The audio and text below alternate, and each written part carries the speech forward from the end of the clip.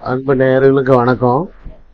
நம்ம இன்னைக்கு என்ன சப்ஜெக்ட் பார்க்க போறோம்னா, நம்ம பொதுவா வந்து ஒரு போர் பாயிண்ட் பார்க்கறோம்னா நம்ம என்ன பண்ணுவோம், டோட்டலா வந்து ஒரு மனையை வந்து 4 பகுதியா பிரிச்சுட்டு அதுல வந்து ஈசானிய பகுதியில கொண்டு போய் தான் நம்ம போர் போடுவோம். அதுதான் வந்து வாஸ்து சாஸ்திரத்தோட நியதி. அதை வந்து யாரும் மாற்ற முடியாது. ஈசானிய பகுதியை மட்டும்தான் வந்து தாழ்வா இருக்கணும். ஈசானிய பகுதியில தான் வந்து போர் இருக்கணும், சம்பு இருக்கணும். அண்டர் கிரவுண்ட்ல இருக்கக்கூடிய எல்லா சமாச்சாரமும் வந்து ஈசானியத்துல தான் இருக்கணும். இப்போ வந்து ஒரு வீட்டில் வந்து நம்ம அந்த கண்டென்ட்ல கொண்டு போய் நம்ம புஷ் பண்ணி தான் போட்டாகணும். ஒரு சில இடத்துல பார்த்தீங்கன்னா ஒரு 5.5 சென்ட் இடம் இருக்குன்னா நீரோட்டம் பார்க்குறவங்க ஒரு சில டைம் சொல்லுவாங்க. என்ன சொல்லுவாங்கன்னா, சார் ஈசானியத்தில் இருக்குதுங்க, இருந்தாலும் குபேர மூலையில வந்து பெரிய ஊத்து ஒன்று இருக்கு, அதை விட இது ப்ரெஷர் அதிகம் அப்படிம்பாங்க. இந்த மீட்டர் மானிட்டரை வந்து அதை யூஸ் பண்ணி 2-3 வகை இருக்குங்க. தேங்காயை வச்சு பார்ப்பாங்க ஒரு இது. அப்புறம் ஒரு சில பேர் வந்து எலுமிச்சம்பழத்தை உருட்டி கூட பார்ப்பாங்க. அது வந்து அந்த நீர் ஊத்து பார்க்குற பாடியில வந்து மிகப்பெரிய வைப்ரேஷன் இருக்கணுங்க. அது எல்லாராலையும் பார்க்க முடியாது. இப்போ மீட்டர்லாம் வந்திருக்குதுன்ற மாதிரி சொல்றாங்க. அந்த காலத்துலலாம் என்ன பண்ணுங்கன்னா தேங்காயை உருட்டி உருட்டி பார்ப்பாங்க. அந்த தேங்காயை உருட்டி பார்க்குறவர் வந்து அதுவும் வந்து கீழ்நோக்கு நாள்னு ஒரு முக்கியமான நாள் இருக்கு. அந்த நாள்ல தான் வந்து முடிஞ்ச அளவு காலையில வந்து பிரம்மஸ்தானத்துல இந்த பிரம்ம முகூர்த்தத்துல வந்து இப்ப எல்லாம் பூஜை பண்ணி தான் அந்த நீர் ஊத்தே பார்ப்பாங்க. இப்பெல்லாம் மானிட்டர் அது இதுன்னு கொண்டாடுறாங்க. அந்த காலத்துல வந்து நம்ம என்ன சொல்லுவோம்ல, அரசமர ஜோசியர் சொன்னா, அந்த காலத்துல அரசமர ஜோசியர் எத்தனை மணிக்கு வருவாரு, காலையில 4 மணிக்கு எழுந்திரிச்சு குடிச்சிட்டு ஒரு 5 மணி வாக்குல வந்து அரசமர விநாயகரை கும்பிட்டு போட்டு பக்கத்துல வந்து ஜோசியம் சொல்லுவாரு. காலையில விடிய காலையில எல்லாம் அந்த காலத்துல எல்லாம் வந்து ஜோசியம் பார்க்கற காலையிலே போயிருவாங்க. புரியுதுங்களா? அத மாதிரி இந்த போர் பார்க்குற பாயிண்ட் வந்து விடிய கால தான் பார்ப்பாங்க. இப்பதான் வந்து சிஸ்டம் எல்லாம் மாறிடுச்சு. அப்படி போர் ஓட்டம் இருக்குதா இல்லையா எல்லாம் கொண்டாந்து நேரா ஈசானியத்துல வந்து போரை போட்டுற வேண்டியது. அப்படிதான் இருக்கு. வேற என்ன பண்றதுங்க? வேற 5 சென்ட் இடம் இருக்குது. ஈசானிய வாஸ்து பிரகாரம் தண்ணி அளவா கிடைச்சாலும் பரவாயில்ல அப்படின்றதுனால நம்ம அங்கதான் போட்டாகணும். வேற ஒன்றும் வழி இல்லை. அதை குத்தம் சொல்ல முடியாது. ஏன்னா சாஸ்திரத்தை மீறி நம்ம வந்து போட முடியாது. ஆனா அதே ஒரு சாப்டர் நமக்கு ஒரு தோட்டங்காடுல இருக்குன்னு வச்சுங்களா. ஏன்னா தோட்டங்காடெல்லாம் நீங்க வந்து விவசாயத்துக்கு வந்து தண்ணி ரொம்ப முக்கியம். தண்ணி நல்லா ஓட்டம் இருந்தாதான் அந்த இடத்துல வந்து செழிப்பா விவசாயம் பண்ண முடியும். அப்படி ஒரு இடத்துல வந்து நமக்கு வந்து போர் பார்க்கணும். இப்போ ஒரு டிராயிங் ஃபர்தரா டிராயிங்ல உங்களுக்கு பக்கவா எக்ஸ்பிளைன் பண்ணிடுவேன். ஒரு 4 ஏக்கரா 5 ஏக்கரா இருக்குன்னு வச்சுங்களேன். அப்படிப்பட்ட 5 ஏக்கரா 4 ஏக்கரா பக்கம் இருக்கிற இடத்துல நமக்கு வந்து ஏரியா பெருசா இருக்கும். ஆனா பாத்தீங்கன்னா ஈசானியத்துல வந்து நீரோட்டம் இருக்காது. ஈசானியத்துல நீரோட்டம் இல்லாத போது நம்ம அவங்கெல்லாம் என்ன பண்ணுவாங்க, ஈசானியத்துல கூட்டுதான் போற போடுவாங்க, வேற வழி இல்லை. ஆனா மேஜர் ஏரியா பெரிய ஏரியாவா இருக்கும்போது நம்ம என்ன பண்ணலாம்னா ஒரு சில விஷயங்கள் செய்யலாம், தவறு கிடையாது. பாத்தீங்கன்னா நான் இப்ப டிராயிங்ல உங்களுக்கு எக்ஸ்பிளைன் பண்றது வந்து பிரம்மஸ்தான பக்கம் வந்து வாட்டர் பாயிண்ட் வந்துருச்சு. இப்போ நம்ம வந்து பொதுவா என்ன சொல்லுவாங்க, ஐயோ பிரம்மஸ்தானத்துல வந்துருச்சுங்க, நம்ம வந்து அங்க போரை போட்டா வந்து அது ஆகாது, அது வந்து சென்ட்ரல் ஈசானியத்தை தாண்டி அந்த பக்கம் அக்னியில வந்துடுது அப்படின்னு நம்ம நினைச்சோம்னா அந்த நீர் ஊத்தோட வாட்டரை வந்து நம்மளால பயன்படுத்த முடியாது. புரிஞ்சுங்களா? சரி, அப்படி வந்துருச்சு, அதுல வாட்டமும் இருக்குது, நம்ம அதை எப்படி பயன்படுத்தலாம் அப்படின்னா அதுக்கும் கண்டிப்பா வழி இருக்கு. ஏன்னா இன்னைக்கு வந்து சயின்ஸை வந்து நம்ம கரெக்டா யூஸ் பண்ணும்போது அது நமக்கு சாதகமாகும். ஏன்னா நான் ஒவ்வொரு வீடியோல சொல்லுவேன், வாஸ்துவை வந்து நீங்க அறிவியலா மட்டும்தான் பார்க்கணும், மூட நம்பிக்கையெல்லாம் பார்க்க கூடாது. இந்த காலத்துல வந்து வாஸ்து வந்து நெகட்டிவா கட்டின எத்தனையோ பில்டிங்ல வந்து ஒரு மிகப்பெரிய சிரமத்தை எல்லாம் அனுபவிச்சுட்டு தான் இருக்கிறாங்க, அனுபவிச்சிருப்பாங்க. நீங்க கண்கூட நிறைய விஷயத்துல பார்த்திருப்பீங்க, பல பல இடத்துல பார்த்திருப்பீங்க. புரிஞ்சுதுங்களா? சரி, அத மாதிரி வந்து லார்ஜ் ஏரியா இருக்குது. அத மாதிரி இடத்துல வந்து நம்ம வந்து எப்படி வாஸ்துக்கு வந்து அந்த இடத்த நம்ம கரெக்ட் பண்ணி யூட்டிலைஸ் பண்றது, எப்படி பயன்படுத்துறது அப்படின்றத நம்ம இந்த வீடியோ மூலியமா பார்க்கலாம் வாங்க. இப்போ பாத்தீங்கன்னா டிராயிங் பாருங்க. இப்போ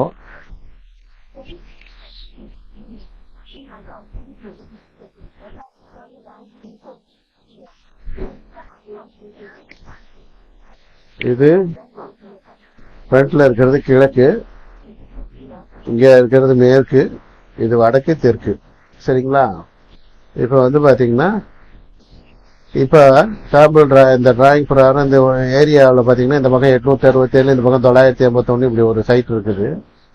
போர் பாயிண்ட் கிட்டத்தட்ட அக்னிக்கு வந்துருது, பிரம்மஸ்தானத்துல விழுந்துருச்சு. ஏரியா பிரகாரம் வந்துருச்சு. இங்க இருக்கிற தண்ணி வாட்டத்தை விட இங்க வாட்டம் அதிகமா இருக்குன்ற ஒரு சூழ்நிலை வந்துருச்சு. சரி, நம்ம என்ன பண்ண முடியும்? பொதுவா என்ன சொல்லுவாங்க, அதெல்லாம் வேண்டாம், நம்ம ஈசானியத்திலே போட்டுக்கலாம், அளவா இருக்கலாம். ஆனா இங்க ப்ரெஷர் இருக்குது. அப்படி ஒரு சூழ்நிலை நம்ம என்ன பண்ணலாம்னா, ஒரு சில இப்ப நான் டிராயிங்ல சொல்ற மாதிரி இந்த விதிகளை நீங்க கரெக்டா பின்பற்றிட்டு இருந்தீங்கன்னா உங்களால கண்டிப்பா அந்த ப்ரெஷர் பாயிண்ட நல்லபடியா யூட்டிலைஸ் பண்ண முடியும். அதான் நமக்கு இடம் நிறைய இருக்குது இல்ல.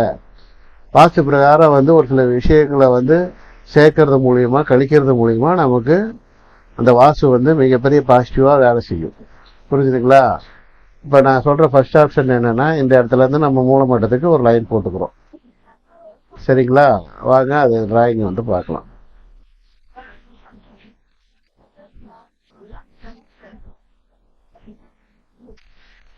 இது ஈசானியம். இப்ப நம்ம இந்த சைட்ல இருந்து மூலமட்டத்துக்கு போட்டுட்டு அந்த பாயிண்ட்ல இருந்து இந்த பக்கம் ஒரு மூலமட்டத்துக்கு திருப்பி இங்க இருந்து நீங்க இப்ப நான் சொல்ற மாதிரி எப்பவுமே என்ன சொல்லி இருக்கிற, ஒரு இடத்துல இருந்து உயிர்கோடு போடணும் அப்படின்றது. அந்த பாயிண்ட் வந்ததை டச் பண்ணாத மாதிரி அந்த உயிர்கோடு எவ்வளவு தூரத்துக்கு நம்ம லென்த் கொண்டு போக முடியும் அப்படின்னு பாருங்க. இப்போ நம்ம இந்த டிராயிங் நம்ம ஆல்டர் பண்ணிருக்கிறதுல எப்படி இருக்குதுன்னா, அளவு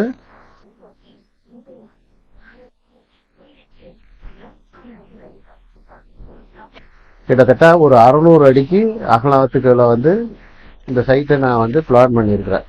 சரிங்களா? இது உங்களுக்கு 600 அடி வந்துருது. அகலம் எவ்வளவு போட்டிருக்கிற? 420 அடிக்கு அகலம் போட்டிருக்கிறேன்.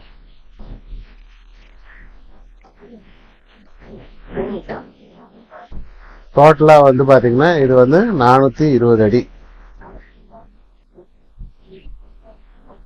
ஆனா நம்ம சைட்டு பிரகாரம் எவ்வளவு இருக்குது? 981. சரி, இப்படி எடுத்துட்டோம். இதை எப்படி வாஸ்துக்கு செட் பண்றதுன்னா, இதை நீங்க என்ன பண்ணணும்னா, இத ஒரு தனி ஃபென்சிங்கா போட்டுடணும்.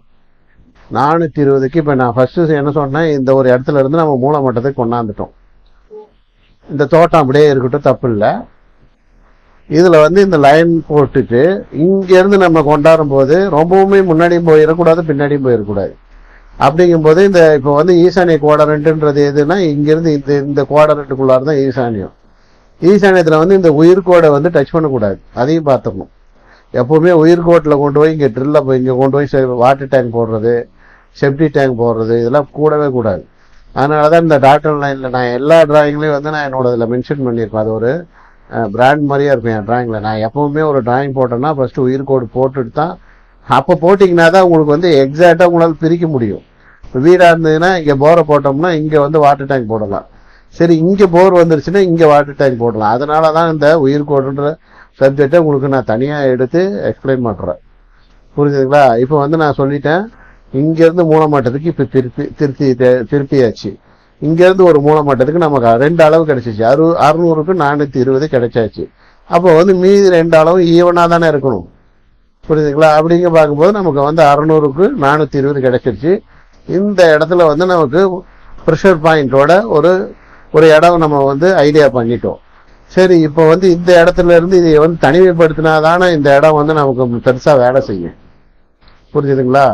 அதனால நீங்க என்ன பண்ணணும்னா, இத மாதிரி ஒரு கான்செப்டை பிடிச்சிட்டு ஃபென்சிங் போட்டுறணும். ஃபர்ஸ்ட் ஃபென்சிங் போட்டு முடிஞ்ச அளவு கலர் ஷீட்டை வச்சு அடைச்சிக்கிட்டலாம், இல்லைன்னா காங்கிரீட் ஃபென்சிங் போட்டு இதை தடுத்துட்டு இந்த இடத்துல இருந்து நீங்க போரை போட்டு இங்க ஒரு கேட்டு மாதிரியே ஏதோ ஒண்ணு வச்சுக்கணும். இது கொஞ்சம் செலவானாலும் ரொம்ப யூஸ்ஃபுல்லா இருக்கும். ஏன்னா ஒரு சில இடத்துல ப்ரெஷர் பாயிண்ட் எல்லாம் பாத்தீங்கன்னா ஈசானியத்தை விட மிகப்பெரிய ஓட்டம், நீர் ஓட்டம் இருக்கும். ஆனா அதை பயன்படுத்தாமல வச்சிருப்பாங்க. இது நமக்கு லார்ஜ் ஏரியான்றதுனால நம்ம யூட்டிலைஸ் பண்ணலாம்ங்க. ஏன்னா நான் எதுக்கு சொல்றேன்னா, ஒரு 60க்கு 40 வந்துருச்சுன்னா நீங்க அதுல எல்லாம் போய் கை வைக்கவே முடியாது. கை வச்சா ப்ரெஷர் இருக்குதுன்னு சொல்லி நீங்க போட்டீங்கன்னா இருக்கிறதெல்லாம் இழுத்து விட்டு போயிடும். ஏன்னா போர் வந்து ஈசானிய குவாட்ரண்ட்ல தான் இருக்கணும். ஆழமான ஆழ்துளாய் கிணறு, வாட்டர் சம்பு எல்லாமே வந்து அங்கதான் கொண்டாந்தாகணும் எப்படியா இருந்தாலும். இது வந்து பெரிய ஏரியா, தோட்டங்காடு இது மாதிரி இடத்துல வந்து இல்ல ஒரு பெரிய பண்ணை இது மாதிரிலாம் நீங்க பண்ணும்போது இது மாதிரி கிடைச்சதுன்னா நீங்க வந்து இது தனியா இப்படி ஒரு மூலமட்டத்துக்கு வந்து ஸ்கொயர் பிரிச்சுட்டு இப்படி ஒரு உயிர்கோடு போட்டுட்டு ஈசானிய குவாட்ரண்ட்ல நீங்க வர மாதிரி நீங்க வந்து ஒரு இந்த பகுதியை வந்து தனியா வெட்டி எடுத்துன்னு இல்லை, தனியா வந்து ஃபென்சிங் போட்டு ஒரு சிமெண்ட் ஷீட்டை வச்சு சுத்தி அடைச்சிட்டு கூடும் நீங்க சும்மா ஒரு கிரில் கேட்டை வச்சுட்டு உள்ள நீங்க ஹேண்டில் பண்ணும்போது நல்லாவே இருக்கும். இது உள்ளார நீங்க பில்டிங் தான் காட்டணும்ன்றது கிடையாது. இது ஒரு தனி செப்பரேஷனா பண்ணும்போது இந்த இடத்துக்கு உண்டான இது வந்து உங்களுக்கு டிஸ்டர்பன்ஸ் ஆகாது. இங்க இருந்து நீங்க தண்ணி எங்க வேணாலும் பாய்ச்சலாம், தப்பு கிடையாது. போர் உறிஞ்சுற இடத்துல வந்து நீங்க இது தனியா துண்டா எடுத்தா மட்டும்தான் வந்து உங்களுக்கு வந்து வாஸ்து வந்து பக்காவா வந்து வேலை செய்யும். புரியுதுங்களா? இந்த இடத்துல வாஸ்துக்கு பிரகாரம் போட்டு இங்க ஒரு சின்ன ரூம் போட்டு அங்க இருந்து பாருங்க, ஏகப்பட்ட மாற்றம் வரும். வாஸ்துவெல்லாம் அப்படியே கண்ணு முன்னாடி வந்து தெரியும். சில பேர் வந்து பாத்தீங்கன்னா குபேர மூலையில கிணறு இருந்து அதை அடைச்சி வாழ்ந்தவங்களும் இருக்கிறாங்க. புரியுதுங்களா? ஆனா அந்த இடத்துல தண்ணி வாட்டம் இருந்திருக்கும். ஏன்னா அந்த இடத்துல நம்ம குழி கொண்டு போக முடியாது. இதை கொண்டு போய் இங்க வைக்க முடியுங்களா? இது நமக்கு இடம் இருக்குது, அதனால நம்ம அப்படியே ஒதுக்கி ஒரு தனி ஃபென்சிங் மாதிரி போட்டு ஒரு ஷீட்டை வச்சு அடைஞ்சு, கலர் ஷீட் எல்லாம் ரொம்ப சீப்பா கிடைக்குது, இல்லைன்னா செகண்ட்ல கூட நிறைய மார்க்கெட்ல பாதி விலை கிடைக்குது. அந்த மாதிரி ஒரு ஃபென்சிங் மாதிரி ஒன்று நம்ம போட்டுட்டு இதை நம்ம ஹேண்டில் பண்ணும்போது அது இங்க போர் பாயிண்ட் நீங்க வந்ததுக்கு அப்புறம் இங்க ஒரு சின்ன ரூம் போட்டு இருந்தீங்கனாலே உங்களால விவசாயம் பண்றக்கோ இல்ல ஒரு ஏதாவது ஒரு பண்ண வச்சிருந்தீங்கன்னா கூட ஒரு பிளசண்டா இருக்கும். புரிஞ்சுதுங்களா? ஒரு இடத்துல இருந்து ஒரு இடத்த நம்ம வந்து வாஸ்துக்கு தனியா வெட்டி எடுக்கும் போது அது நமக்கு 100% நமக்கு வந்து ஹெல்ப்ஃபுல்லாவே இருக்கும். இது மாதிரி ஒரு சூழ்நிலை இருந்து இது மாதிரி ஒரு இது இருந்ததுன்னா உங்களுக்கு வந்து இந்த டிராயிங் வந்து கண்டிப்பா உங்களுக்கு யூஸ் ஆகும். சரி, அதனாலதான் இப்படி ஒரு தனி வீடியோ போடணும். ஏன்னா வந்து பிரம்மஸ்தானத்துல வந்து தண்ணி வந்துடுச்சு ஆனா ப்ரெஷர் இருக்குது அப்படின்னு நீங்க ஃபீல் பண்ணீங்கன்னா, உங்களுக்கு இடம் இருந்ததுன்னா தாராளமா நீங்க இந்த ஒரு கண்டென்ட்டை வந்து நீங்க யூஸ் பண்ணீங்கன்னா உங்களுக்கு கண்டிப்பா வந்து மிகப்பெரிய யூஸ்ஃபுல்லா இருக்கும். புரிஞ்சுங்களா? இந்த வீடியோ எப்படி இருந்ததுன்றத கமெண்ட் பாக்ஸ்ல கமெண்ட் பண்ணுங்க. இதை வந்து உங்க ஃப்ரெண்ட்ஸுக்கு ஷேர் பண்ணுங்க. நம்ம சேனல்ல இது மாதிரி ஆன்மீக சம்பந்தமான நிறைய வீடியோஸ் இருக்குது, பாருங்க. நம்ம சேனலை லைக் பண்ணுங்க, ஷேர் பண்ணுங்க, சப்ஸ்கிரைப் பண்ணுங்க. வேற ஒரு நல்ல வீடியோல கண்டிப்பா பார்க்கலாம். நன்றி, வணக்கம்.